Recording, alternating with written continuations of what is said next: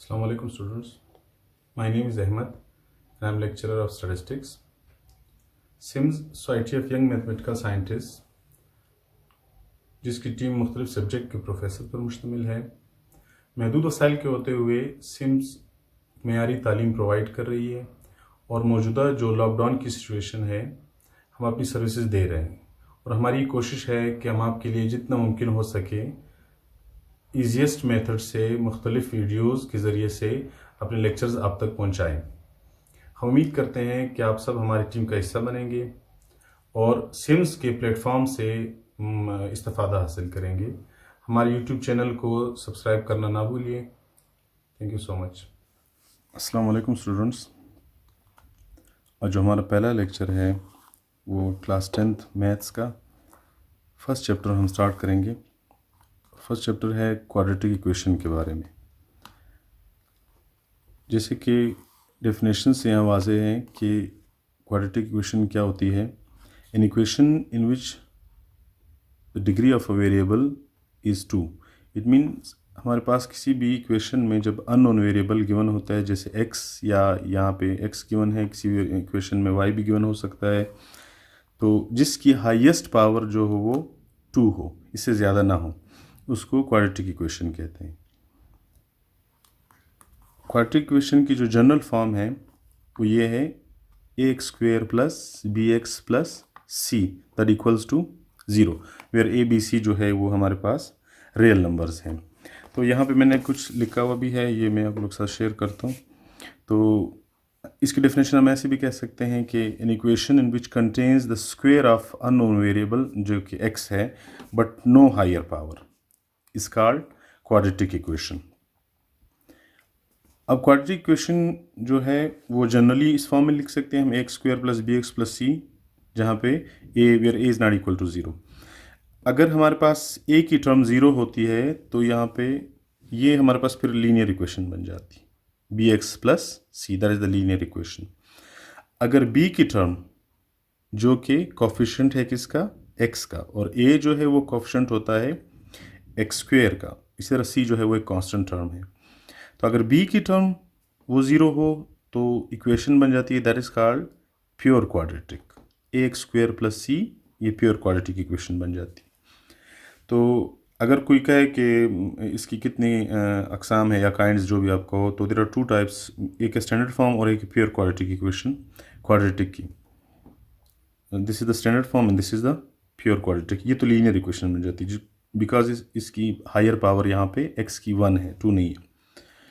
तो इसको सॉल्व करने के there are 2 methods of solving, 3 methods of solving the quadratic equation. पहला है factorisation, then completing square and quadratic formula. जो सबसे पहला मेथड है वो है एक्सरसाइज 1.1 में जो हम डिस्कस करेंगे यहाँ पे, that is factorisation and completing square. फिर एक्सरसाइज 1.2 में जो है फिर वो क्वाड्रेटिक फार्मूले को हम डिस्कस करेंगे वहाँ पे। तो पहला जो क्वेश्चन है एक्सरसाइज 1.1 का, that is solve by factorisation. ये अगर आप देख सकते हैं एक्सरसाइज 1.1 ये है सॉल्व बाय फैक्टराइजेशन। इसी तरह second question by completing square. So exercise 1.1 में आपके पास सिर्फ 2 क्वेश्चन हैं, फैक्टराइजेशन का और कंप्लीटिंग स्क्वायर। इसी तरह 1.2 में जो है फिर वो क्वाड्रेटिक फार्मूले का हम यूज़ करेंगे। तो आज हम देखेंगे कि क्वेश्चन को हम फैक्टराइजेशन से किस तरह सॉल्व करते हैं और कंप्लीटिंग स्क्वायर से किस तरह सॉल्व करते हैं। तो डिफरेंट क्वेश्चन दिए हुए हैं, तो कुछ क्वेश्चन मैं सॉल्व करके दूंगा और कुछ क्वेश्चन आपको एज अ होमवर्क दूंगा कि आपकी प्रैक्टिस हो सके, घर में भी आप इसको सॉल्व करो ताकि आपकी प्रैक्टिस हो और अच्छी तरह आप इसको सॉल्व करने की कोशिश करो। तो पहला जो क्वेश्चन है that is question number 1, X square minus 11x plus 24 that equals to 0। अगर आप देखोगे ये एक जनरल फॉर्म है क्वाड्रेटिक इक्वेशन की, तो जो कि अगर हम कंपेयर करें तो हम इस तरह कह सकते हैं कि a x square plus b x plus c equals to 0। तो यहाँ पे भी आप देख सकते हैं कि ये ए एक्स स्क्वेयर, ये बी एक्स और सी की टर्म हमारे पास गिवन है। चूँकि यहाँ पे कोएफिशिएंट गिवन नहीं है तो कोएफिशिएंट हमारे पास 1 है। तो फर्स्ट जो क्वेश्चन है उसको हम सॉल्व करते हैं। अब सबसे पहले क्या है कि हमने इसको सॉल्व करने का मेथड ये है कि हमने सबसे पहले ये जो कांस्टेंट टर्म c है इसको मल्टीप्लाई करना है यहाँ पे एक्स स्क्वेयर के कोएफिशिएंट से। तो यहाँ पे चूंकि एक्स स्क्वेयर कोएफिशिएंट 1 है तो 24 जब आप 1 से मल्टीप्लाई करोगे सो वो 24 ही आएगा। अब 24 को हमने ये देखना है कि 24 किस किस टेबल में आता है। 24 हमारे पास 2 के टेबल में भी आता है, like 2 multiply by 12 that is 24। इसी तरह 4 के टेबल में भी आता है, 4 6 आर 24। फिर ये मज़ीद 6 के टेबल में जैसे 6 4 आर 24। फिर 8 के टेबल में 8 3 आर 24। और इसी तरह 3 के टेबल में भी जैसे 8 के टेबल में है तो 3 के टेबल में भी आ रहा है 3 8 आर 24। और इसी तरह 12 के टेबल में भी आ रहा है 12 2 आर 24। लेकिन हमने देखना ये है, हमने जो इक्वेशन है इसको सेटिस्फाई इस तरह करना है कि जो मिड टर्म हमारे पास गिवन है दैट इज़ -11x। तो पहले फ़िलहाल माइनस साइन को इग्नोर करते हैं, फिर 11x को हम देखते हैं। हमने टर्म ऐसे बनानी है कि एक्स स्क्वेयर माइनस ये empty bracket x plus 24 that equals to 0। अब हमने इक्वेशन जो है ये जो टर्म हमने 24 जो कांस्टेंट टर्म थी इसको हमने कोएफिशिएंट एक्स स्क्वेयर से मल्टीप्लाई किया। अब हमने इसको इस तरह देखना है जैसे एलसीएम मेथड से भी हम कर सकते हैं। इसको हमने ऐसे देखना है कि प्लस माइनस अगर हम करें तो 11 बने और अगर मल्टीप्लाई करें तो 24 बने। तो सपोज हम देखते हैं कि 12 2 आर 24 तो होता है, लेकिन 12 में से अगर 2 प्लस भी करें तो 14 बनेगा, अगर माइनस करें तो वो 10 बनता है, 11 नहीं बनता। इसी तरह 6 और 4 है, प्लस करो तो 10 बनेगा। अगर 6 में से 4 माइनस करें या 4 में 6 माइनस करें तो +2 और -2 आ जाएगा। तो अगर हम देखें ये 8 और 3 की टर्म हमारे पास ये इक्वेशन को सेटिस्फाई करें कि अगर हम 8 + 3 करेंगे तो ये हमारे पास 11 बनेगा। तो हम इसको ऐसे लिखेंगे दैट इज़ 8 + 3। अब अगर हम इसको मल्टीप्लाई करते हैं x के साथ तो ये बनेगा एक्स स्क्वेयर माइनस 8x, ये 8x से मल्टीप्लाई तो यहाँ पे ये माइनस साइन चूँकि बाहर साइन है यहाँ भी माइनस आएगा, that is 3 × x that is 3x + 24 equals to 0। अब अगर हम देखेंगे तो ये -8 और -3 जो है दैट इज़ -11। तो क्योंकि हमने -11 ही लाना है, अगर यहाँ पे +11 होता तो हम इसको +8 + 3 रखते। तो जो पहली टर्म हमारे पास बन रही है इसमें से हम कॉमन क्या ले सकते हैं। तो ऐसे नज़र आ रही है यहाँ पे 8 कोएफिशिएंट है x का, लेकिन यहाँ पे कोई कोएफिशिएंट नहीं है, 1 है। तो और दोनों में सिमिलर टर्म्स x है तो x कॉमन लेंगे तो यहाँ पे एक्स स्क्वेयर 2 टाइम्स है तो x बचेगा हमारे पास माइनस, और यहाँ से x जब कॉमन लिया तो 8 बचेगा। इसी तरह जो दूसरी टर्म बन रही है दैट इज़ -3x + 24, इसमें से भी ऐसी टर्म या ऐसी वैल्यू को हमने कॉमन लेना है कि ये टर्म हमारे पास बने 8x - 8। तो हम देखते हैं कि हम -3 को कॉमन लेते हैं तो यहाँ पे टर्म x बचेगा एंड -3 8 आर 24 तो ये 8 दैट इक्वल्स टू 0। अब अगर दोबारा मल्टीप्लाई करेंगे रिवर्ट जाएंगे तो ये -3 जब x से multiply -3x minus into minus that is plus 3 8 or 24। तो अगर आप यहाँ देखें तो ये 8x - 8 और x - 8 जब ये ब्रैकेट के अंदर कॉमन लेने के बाद जब सिमिलर टर्म्स आती है तो it means your question is going correct. तो सिमिलर टर्म को एक बार हम लिखेंगे दैट इज x - 8 और जो अदर देन सिमिलर टर्म्स है that is x - 3 that equals to 0। अब हम बारी बारी करके इसको इक्वल के 0 रखेंगे, 0 के इक्वल रखेंगे that is x - 8 equals to 0 and दूसरी टर्म बनेगी x - 3 इक्वल्स टू 0। और यहाँ पे 8 जो है वो माइनस की टर्म है, जब इसको इक्वल के उस तरफ लेके जाएंगे दैट इज +8 और ये -3 है वो इक्वल के उस तरफ जाके ये +3 हो जाएगा। तो सोल्यूशन सेट में इट मीन्स जो आंसर है इसका उसमें हमारे पाज 2 टर्म्स आ रही हैं that is 3 and 8 your question is solve. अब मेथड यही है, आप जितने भी क्वेश्चन ले लो, अगर आप दूसरे क्वेश्चन देखोगे क्वेश्चन नंबर सेकंड जिसमें से ये 30 गिवन है, यहाँ पे कांस्टेंट टर्म इक्वल किस तरफ आ जाएगा, तो ये -30 हो जाएगा। तो इसको एक्स स्क्वायर का जो कोफिशिएंट है 1 उससे मल्टीप्लाई करेंगे, फिर ये 15 2 30 इस तरह टर्म बनेगी।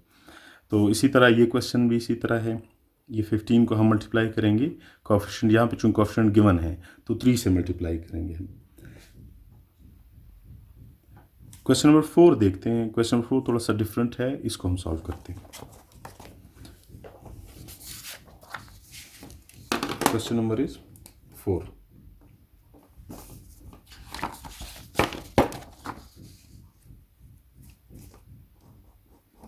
क्वेश्चन नंबर 4 गिवन है, that is 3 into 3x minus 1 का square that equals to -2 into 3x minus 1। सबसे पहले तो जब हम ये क्वेश्चन को देखेंगे तो ये इक्वेशन जो है क्वाड्रेटिक की फॉर्म में नहीं है, स्टैंडर्ड फॉर्म नहीं बनी हुई। तो हम सबसे पहले ये इसको स्टैंडर्ड फॉर्म में कन्वर्ट करेंगे। और ये हमारे पास सबसे पहले अगर हम देखेंगे तो ये एक फार्मूला गिवन है, ये a minus B whole square का formula given, and we know that कि a plus b whole square that equals to a square plus B square plus 2ab, चूँकि प्लस की टर्म है। अगर ये फार्मूला माइनस की टर्म के साथ हो तो a minus B whole square that equals to a square plus B square minus 2ab। तो यहाँ पे माइनस की टर्म है a minus B whole square, तो हम ये सेकंड फार्मूला यूज़ करेंगे। That is 3 as it is. a हमारे पास 3x है तो 3x का स्क्वायर प्लस 1 का स्क्वायर b का स्क्वायर माइनस 2 फार्मूले का ये 2, और a that is 3x and b हमारे पास है 1 इक्वल्स टू, अब यहाँ पे -2 into 3x minus 1 है, तो चूँकि स्क्वायर नहीं है, फार्मूला नहीं बन रहा है, तो उसको हम सिंपली मल्टीप्लाई करेंगे। सो -2 into 3 that is -6x and minus into minus plus 2 1s are 2। अब इसको जब मज़ीद सिंप्लीफाई करेंगे दैट इज़ 3 into 3 का स्क्वायर, सो दैट इज़ 9, और x का भी स्क्वायर बनेगा, प्लस 1 का square that equals to 1 minus, अब ये टर्म जो है मल्टीप्लिकेटिव टर्म है तो ये मल्टीप्लाई हो रहा है, 2 3s are 6x into 1, so 3 2s are 6, 6 into 1 that is 6x equals to -6x plus 2। इसी तरह ये जो 3 है ये भी इक्वेशन से ब्रैकेट के अंदर जो टर्म दी हुई है इससे मल्टीप्लाई हो रहा है, तो 9 3s are 27 x square plus 3 into 1 that is 3 minus 6 3s are 18 x equals to -6 plus 2। अब हम देखेंगे कि ये टर्म हमारे पास इक्वेशन के इक्वल के उस तरफ भी गिवन है -6 प्लस 2, तो हम इसको इक्वल के इस तरफ लेकर आएंगे, that is 27 x square plus 3 minus 18x minus 6x है, इक्वल किस तरफ आएगा तो दैट इज़ +6 हो जाएगा, 6x और +2 है तो वो -2 हो जाएगा। क्योंकि क्वाड्रेटिक इक्वेशन में हमने ये देखना है कि जो इक्वल की उस तरफ हमने ज़ीरो लाना होता है। अब अगर हम देखेंगे तो ये -18x है और ये +6, -18 + 6 दैट इज़ -12x, और ये -2 + 3, तो 3 में से जब 2 माइनस करेंगे तो 1 बचेगा हमारे पास, दैट इज़ 27x स्क्वायर। पहले हम वेरिएबल तरतीब से लिखते हैं, तो -18 + 6 दैट इज़ -12x, और 3 - 2 हो जाएगा +1 इक्वल्स टू 0। अब अगर हम देखेंगे तो ये हमारे पास प्योर क्वाड्रेटिक इक्वेशन बन रही है, सॉरी स्टैंडर्ड फॉर्म उसकी बन रही है, जो कि हमारे पास 27x square minus 12x plus 1। अगर उसको कंपेयर करेंगे इक्वेशन के साथ तो a square plus bx plus c बन रहा है हमारे पास। तो अब हम वही मेथड अप्लाई करेंगे कि जो कोफिशिएंट है, कांस्टेंट जो टर्म है c, उसको हम x स्क्वायर कोफिशिएंट से मल्टीप्लाई करेंगे, तो 27 1s are 27। तो अब हमने देखना है कि 27 किस टेबल में आता है, तो स्मॉलेस्ट से स्टार्ट करेंगे, तो 2 या 2 के टेबल में चूँकि नहीं है तो 3 के टेबल में, तो देखें 3 9s are 27, और ये इक्वेशन को सेटिस्फाई भी कर रहा है कि 3 और 9 जब हम प्लस करेंगे तो हमारे पास 12 बनता है। चूँकि माइनस साइन है तो इसलिए हम -9 एंड -3 लिखेंगे, प्लस होता तो हम +9 + 3 लिखते। That is 27 x square minus, bracket में अगर हम इस तरह इसको एम्प्टी ब्रैकेट रहने दें तो +1 इक्वल्स टू 0। तो ये 3 और 9, तो 3 + 9, या 9 + 3 लिख लो, बात एक ही है, 9 + 3, तो that is 27 x square minus, अब यहाँ पे जब ये माइनस अप्लाई करेंगे तो ये हो जाएगा -9 × x 9x plus minus minus 3 × x that is 3x + 1 equals to 0। ये जो पहली टर्म है इसमें से हम कॉमन क्या ले सकते हैं, चूँकि यहाँ पे भी कोएफिशिएंट है 9 और यहाँ पे 27, तो इट मीन्स यहाँ पे हम 9 कॉमन ले सकते हैं इसमें से, 9 × 3 = 27 बनेगा, तो 9 इससे कॉमन लेंगे और x भी कॉमन ले सकते हैं, 9x, 9 × 3 = 27, तो 3 बचेगा, और x चूँकि x यहाँ पे 2 टाइम्स है, माइनस यहाँ पे 9x जब कॉमन लिया तो 1 बचा, चूँकि हमें सिमिलर टर्म्स बनानी थी दोनों यहाँ पे, तो दैट इज़ माइनस, अब 3x + 1, तो यहाँ पे कोई टर्म कॉमन हम नहीं ले सकते, तो हम -1 कॉमन लेंगे, ये बनेगा 3x - 1 इक्वल्स टू 0। अब अगर आप देखोगे ब्रैकेट के अंदर दोनों एक जैसी टर्म आ रही है, तो it means our question is correct. तो 3x - 1 सिमिलर टर्म को एक बार लिखेंगे, और other than similar term 9x - 1 that equals to 0। तो अब पहले हम दोनों को बारी बारी 0 के इक्वल रखेंगे, that is 3x - 1 equals to 0, और जो सेकेंड टर्म है that is 9x - 1 equals to 0। तो -1 इक्वल के उस तरफ जाएगा तो +1 हो जाएगा, दैट इज़ 3x = 1, और यहाँ पे 3 मल्टीप्लाई और x है, इक्वल के उस तरफ जाके ये डिवाइड हो जाएगा, तो हमारे पास x के जो वेरिएबल है उसकी पहली वैल्यू आएगी 1/3। इसी तरह सेकेंड टर्म 9x - 1 इक्वल के उस तरफ जाके +1 हो जाएगा, और 9 जो मल्टीप्लाई हो रहा है वो आके डिवाइड हो जाएगा 1/9। तो सोल्यूशन सेट में हम ये लिख सकते हैं, हमारे पास दो रिजल्ट्स आ रहे हैं सोल्यूशन सेट में, एक है 1/9 और दूसरा 1/3। Question is solve.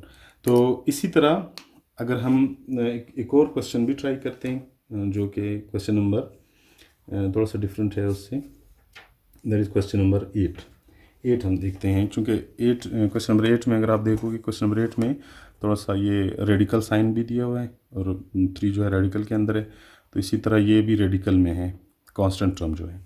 तो क्वेश्चन नंबर 8 को सॉल्व करते हैं, बाकी क्वेश्चन सिमिलर उसी तरह हैं बिल्कुल, तो वो आप लोग खुद ट्राई करोगे। Question number 8,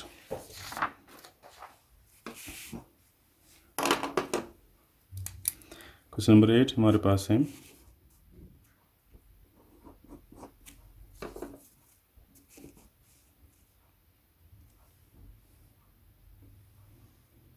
that is radical 3 into x² plus 10 plus 10x plus 7 into 3 का रेडिकल इक्वल्स टू 0। तो सबसे पहले अगर आप देखो कि ये क्वाड्रेटिक इक्वेशन है, ये बनी हुई है, सिर्फ 4 रेडिकल से आप लोगों ने परेशान नहीं हो ना, क्योंकि अगर आप देखो कि कांस्टेंट टर्म हमारे पास ये 7 into 3 का रेडिकल है, और यहाँ पे x² का जो कोएफिशिएंट दैट इज़ 3 का रेडिकल, तो इसको जो मल्टीप्लाई करेंगे तो 7 जब यहाँ पे मल्टीप्लाई होगा तो, और रेडिकल जो है, रेडिकल के अंदर दो टर्म्स, यहाँ पे भी 3 है, यहाँ पे ये जब 2 टाइम्स हो जाएंगे तो इसको हम 3 का स्क्वायर भी लिख सकते हैं, चूँकि दो रेडिकल जब मल्टीप्लाई हो तो उसको हम सिमिलर रेडिकल में हम लिख सकते हैं। तो कांस्टेंट टर्म जब आप यहाँ पे मल्टीप्लाई करोगे तो ये बनेगी 7 into 3 रेडिकल का स्क्वायर हो जाएगा, 3 का स्क्वायर हो जाएगा, चूँकि 2 सिमिलर टर्म्स है, तो इसको हम ऐसे लिखेंगे 3 का रेडिकल इंटू x² प्लस, अब हमने असल में बनाना 10x है, तो 7 जब यहाँ पे मल्टीप्लाई हो, अगर हम इसको थोड़ा सा रफ लिख लें तो ये हो जाएगा 7 into 3 का रेडिकल इंटू 3 का रेडिकल, और फिर x² बनेगा। तो ये जो टर्म है, तो 3 इंटू जो 7 इंटू, अगर एक ही रेडिकल के अंदर इसको लिखेंगे तो हम इसको ऐसे लिख सकते हैं 3 का स्क्वायर, यही टर्म मैं यहाँ समझाने की कोशिश कर रहा हूँ, प्लस और 10x हमने बनाना है, तो हम इसको इस तरह लिख सकते हैं कि 10 2 के टेबल में भी आता है 10x, इसी तरह 10 जो है वो 5 के टेबल में भी आता है। तो लेकिन यहाँ पे चूँकि अगर हम मल्टीप्लाई करें वो टर्म नहीं बन रही, तो हम इसको ऐसे लिख सकते हैं, इसको that is 7x plus x plus x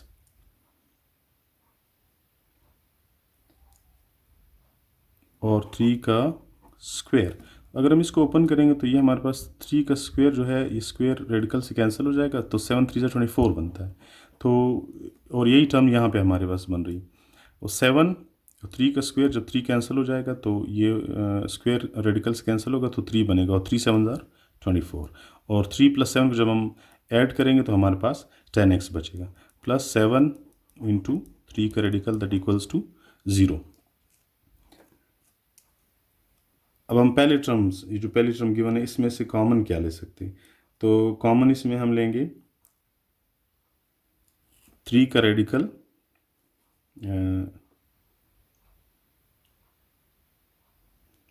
यहाँ पे हम रेडिकल कॉमन नहीं, x कॉमन लेंगे, x कॉमन लेंगे, तो बचेगा हमारे पास यहाँ पे x × 3 का रेडिकल, चूँकि x 2 टाइम्स था, प्लस 7 प्लस, और यहाँ पे हम क्या कॉमन ले सकते हैं? 3 का रेडिकल कॉमन ले सकते हैं, तो यहाँ पे हम 3 का रेडिकल कॉमन लेंगे,